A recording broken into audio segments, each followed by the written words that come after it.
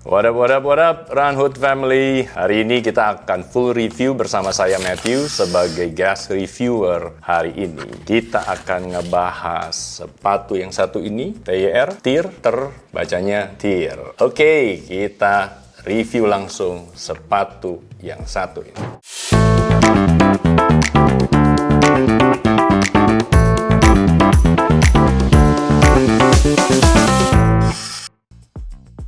Sebagai disclaimer, sepatu ini Run Hood beli sendiri di Amerika. Jadi pada saat kita nge-review ini tidak ada pengaruh dari brand dan tidak ada pengaruh dari pihak-pihak tertentu. Ini pengalaman lari gua dengan profil lari gua, dan gua udah ngelariin sepatu ini lebih dari 130 km dan sempat sekali gua pakai buat race half marathon di Jakarta. Sambil ngenalin merek yang kurang umum sebenarnya karena di Indonesia nggak ada sepatu ini. Merek TYR ini atau TYR bacanya adalah brand Amerika yang menariknya mengambil nama dari nama-nama dewa di Nordik.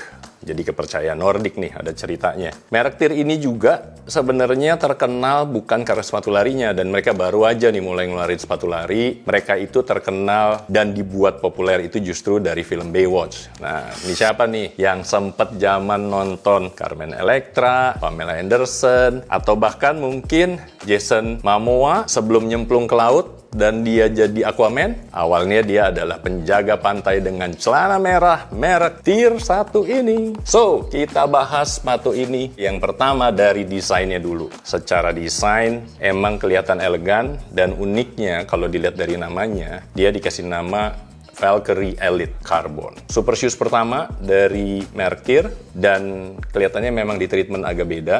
Berbeda dengan sepatu-sepatu TYR waktu awal dia bikin di mana menggunakan kode huruf dan kode angka. Tiba-tiba dia ngeluarin sepatu super shoes dan dikasih nama Valkyrie. Nama Valkyrie sendiri adalah nama Dewi Perang. Pasti yang suka nonton Marvel tahulah. Dan nama Dewi Perang ini sesuai dengan bentuk dan desainnya yang emang elegan, putih, clean, dengan sedikit elemen-elemen detail warna hitam. Dia punya dua warna, dia punya dua colorway. Colorway pertama ini yang dijagokan, dan colorway kedua itu all black. All black benar-benar semuanya hitam, logonya juga tetap hitam, tidak di reverse jadi putih. Tapi yang kita beli ini yang putih dengan logo berwarna hitam besar di depan. Obvious banget, sangat kelihatan banget. Dan buat lo yang pengen punya sepatu agak beda dan jadi pertanyaan orang, ini udah kebaca banget. Terus dia punya detail-detail kayak ini namanya nih Valkyrie Elite Carbon. Terus ada keterangan tentang foamnya, di belakangnya ada elemen detail dengan slogan always in front. Tapi sayangnya ya ini, walaupun kita belum bahas upper, tetapi desain yang elegan dan sleek ini ada harganya. Ketika dipakai udah copot nih si sayap Valkyrie yang bisa dibilang simbol dari Dewi Valkyrie, yang kalau kalian nonton di film itu disimbolkan dengan suka naik kuda bersayap. Oke, sekarang kita mulai bahas uppernya.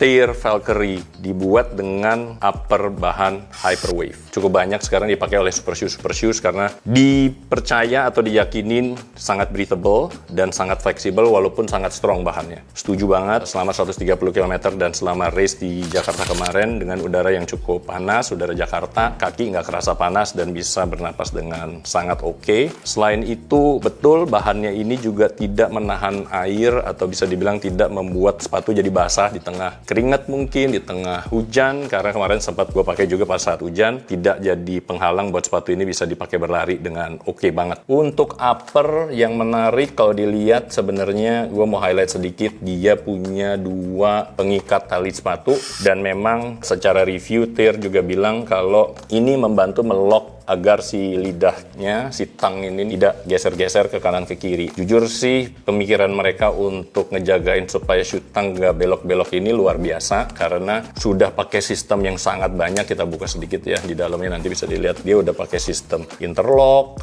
dia udah pakai sistem double lock untuk lace-nya. Jadi ini benar-benar dipikirin banget gimana caranya supaya si tang ini nggak geser ke kiri ke kanan. Mungkin kalau untuk lari lama, dan mungkin ini didesain untuk mereka yang mau ikut triathlon, yang mana sangat sangat membutuhkan firm atau bisa dibilang kekuatan dalam menjaga agar tang ini tidak geser-geser di kilometer-kilometer panjang, itu sih sangat terbukti banget. Boxnya sangat nyaman, khususnya buat gua yang sebenarnya profil kakinya kaki lebar. Selama pakai sepatu ini, definitely ini nggak ada jenis sepatu untuk kaki lebar atau kaki normal. Kaki gua nyaman banget, tidak ada gesekan selama berlari, selama 130 kilo ini, dan benar-benar bentuknya sesuai dengan klaim mereka yang dibilang boxnya mengikuti anatomi. Betul, boxnya benar-benar ngerasa nyaman banget, tetapi tidak juga kopong atau terlalu roomy atau terlalu luas ya. Jadi benar-benar boxnya cocok banget untuk kaki gua yang lebar. Jadi mungkin mereka yang punya kaki slim, untuk membuat roomnya tidak terlalu longgar, bisa bermain dengan mengikat tali sepatu lebih kencang. Ya makanya dia keluarin teknologi yang menggunakan tali sepatu bergerigi-gerigi gini nih, kayak tren-tren sepatu super shoes zaman sekarang. Ini untuk upper, tali udah dibahas, kita belum bahas apa? Kita belum bahas padding. Padding nggak terlalu tebal. Buat gue sih ini paddingnya aman banget dan nggak terlalu tipis. Ketinggiannya juga normal, tidak membuat kaki sakit. Tapi catatan penting banget, kemarin waktu nyobain, lobangnya ini cukup kecil. Mungkin buat yang biasa ngikat sepatunya pakai tali sepatu yang dimasukin nih, runner's note, kemarin jadinya nggak gue lakuin karena lubangnya jadi kecil banget dan benar-benar talinya itu mengikat atau menekan pergelangan kaki dengan terlalu kencang. Jadi gue buatnya lebih ikat sepatu normal aja. Tetapi ya aman dan nggak membuat sepatu ini jadi lebih loose atau tidak mengurangi perasaan comfort secara balance-nya. Jadi balance-nya aman-aman banget. Kita sekarang masuk ke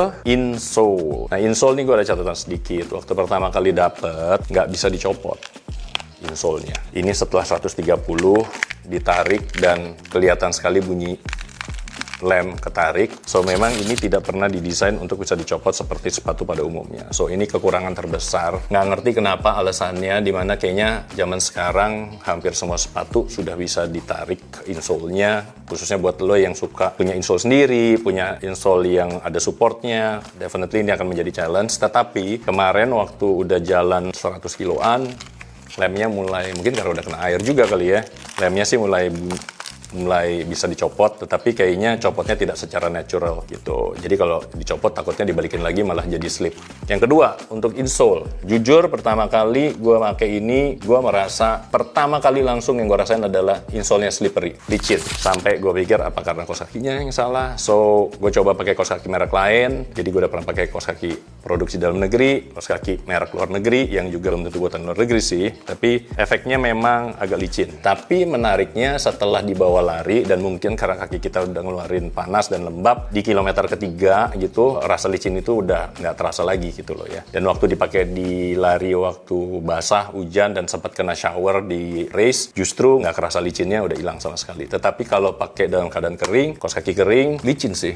Jujur ini rasanya licin banget gitu loh awalnya. Jadi agak-agak ragu juga, ini sepatu nggak salah nih. Kita lanjut ngebahas midsole yang dikasih tulisan Launch PX. So, midsole-nya si Tear Valkyrie ini sebenarnya dia punya heel to toe drop-nya itu 6 mili, di mana di bagian belakang heel stack-nya dia ini di 39,5 dan di depannya itu di 33,5. Jadi ada sekitar 6 mili difference, dan waktu gue pakai nggak terlalu kerasa kalau dia extremely agresif, cukup ngebantu, dan so far sih menurut gue aman. Ketebalannya memang tebal, normal, tren-tren sepatu zaman sekarang, dan khususnya untuk super shoes kayaknya ya, dengan bahan 100% foam Pebax yang mana menjadi bahan semua sepatu zaman sekarang, nggak dicampur-campur lagi. Di tengah-tengahnya plat karbon, dia sebutnya Elite karbon, cukup oke, nggak kerasa keras, yes ngebantu-bantu, tapi sebenarnya mungkin untuk di midsole hal yang paling gue pengen komentarin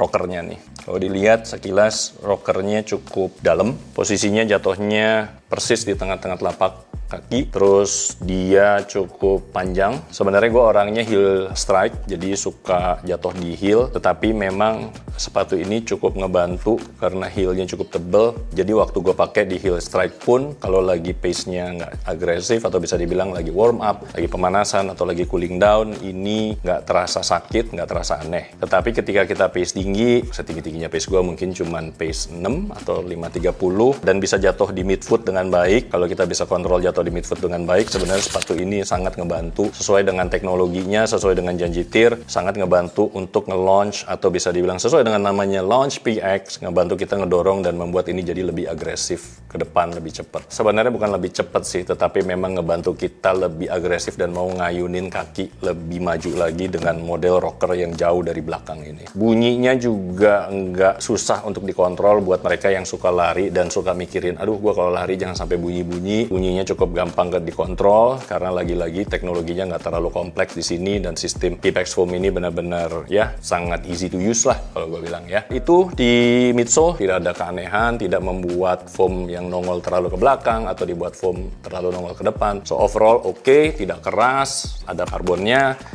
cukup kerasa dengan baik. Itu untuk midsole. Selanjutnya kita akan ngebahas tentang outsole. Outsole-nya menurut gua seperti outsole zaman sekarang, super shoes yang hanya menempatkan outsole di titik-titik tertentu, walaupun menurut gua ini sebenarnya outsole-nya cukup oke. Outsole-nya setelah 130 km tidak ada yang kelihatan terkelupas atau copot atau bahkan rusak. Mungkin larinya kurang kenceng, tetapi sampai saat ini sih baik-baik aja, cuman sedikit ada gompel di ujung. Sempat dipakai waktu hujan, gripnya tetap ada, tidak jadi slippery. Bahkan kemarin gue sempat coba pakai lari di track Bandung, itu tracknya dari gravel dan memang licin ya karena gravel, tetapi nggak yang sampai kehilangan traction atau kehilangan grip sampai nggak nyaman banget dipakai lari. Bahkan sampai di ujungnya sendiri kelihatan aman-aman aja. Overall outsole-nya sih oke, nggak ada masalah. Kita sampai ke kesimpulan. Harga kita beli $250 US. Dengan kurs saat ini ya lumayan ya, seharga sepatu-sepatu race day atau super shoes zaman sekarang. Apakah harganya berpengaruh dengan beratnya? Mari kita timbang.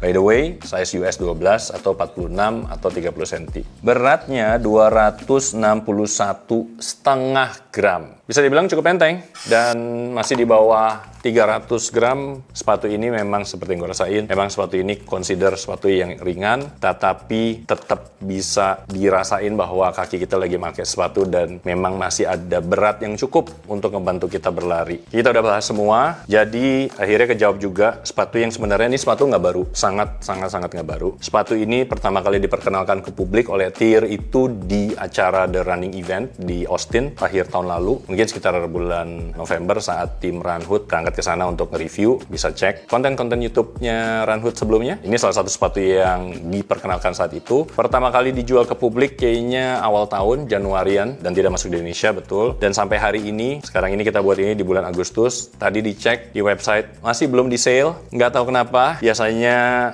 ganti musim sepatu-sepatu lama di Amerika maupun di merek-merek lain itu pada di sale, belum di sale. Apakah mungkin karena laku? Apa dong alasannya kita beli? Belinya susah, harus ke Amerika dulu, barangnya nggak umum. Tapi buat lo, mungkin Runhood fans yang pengen tampil beda dan kebetulan punya akses beli sepatu ini, boleh sih dicoba.